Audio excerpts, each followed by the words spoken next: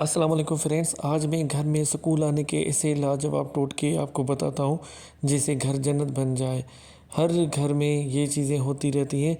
सबसे पहले आप इस चैनल को सब्सक्राइब करें, लाइक करें, शेयर करें। जब तक आपकी सपोर्ट नहीं होगी तब तक हम आगे नहीं बढ़ सकते। Thank you so much viewers. आज हम आपको जन्नत घर को कैसे जन्नत बनाया जाता है वो चीज़ें हम आपको बताएंगे। सबसे पहले आपको ये करना पड़ेगा कि अगर घर में कोई भी टूटी हुई चीज़ पड़ी हो, मसला गिलास या प्लेट्स या कप वगैरह, उनको फौरी तौर पर निकाल दें, क्योंकि उसके जाने से फ़िज़ा हल्की हो जाती है। घर में कुदरत की तौर पर रौनक हो जाती है, माना जो भारीपन होता है वो घर कम हो जाता है। नंबर 2 पॉइंट ये है कि सुबह खिड़कियाँ 10 मिनट कर खोल दें, क्योंकि रात की सफोकेशन, रात के जरासीम और सुबह की जैसे ही आप ओपन करेंगे खिड़कियाँ तो सूरज की न्यू किरणें, न्यू रोशनी, आपके ठंडी ठंडी हवा घर को रोशन और ताज़ा करती है, जिसकी वजह से पॉजिटिव एनर्जी इन होती है और नेगेटिव एनर्जी 10 मिनट के अंदर बाहर चली जाती है, जिसकी वजह से माहौल खुशगवार हो जाता है।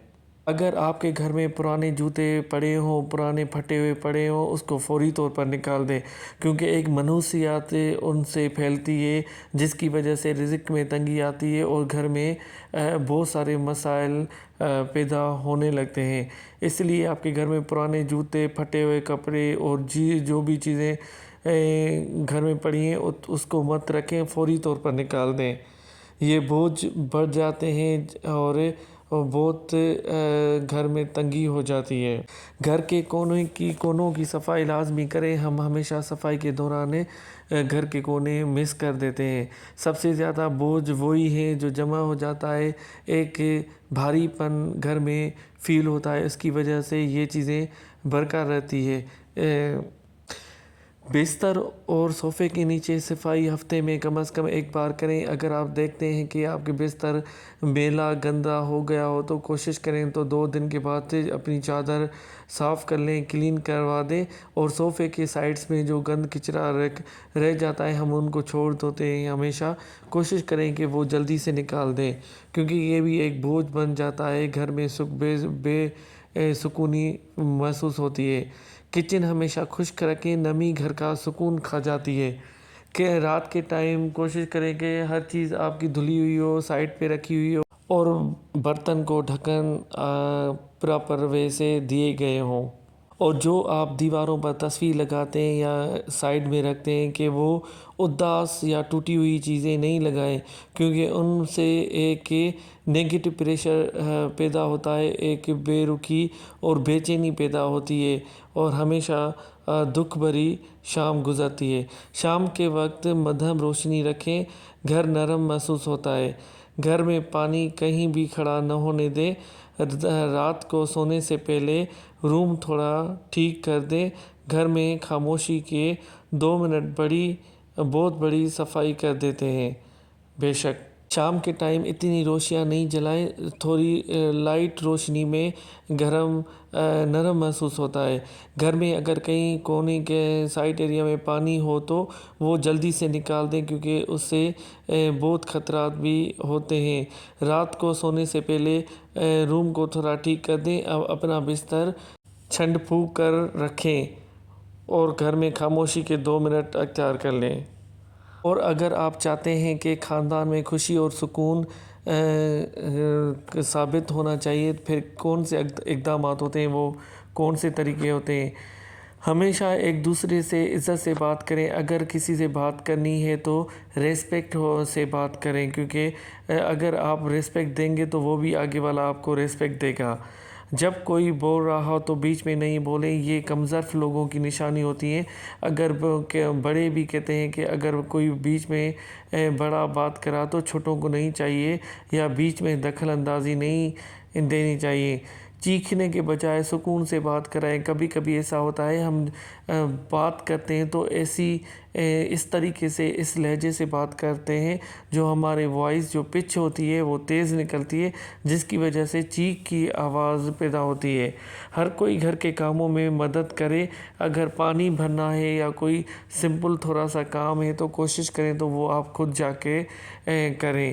غلطی ہو جائے تو معافی مانگ لے۔ اگر کسی بڑے سے یا چھوٹے سے ایک دوسرے سے غلطی ہو جاتی ہے تو اس کو کوشش کریں کہ معاف کر دیں، کیونکہ معاف کرنے سے ہی بھلائی ہوتی ہے۔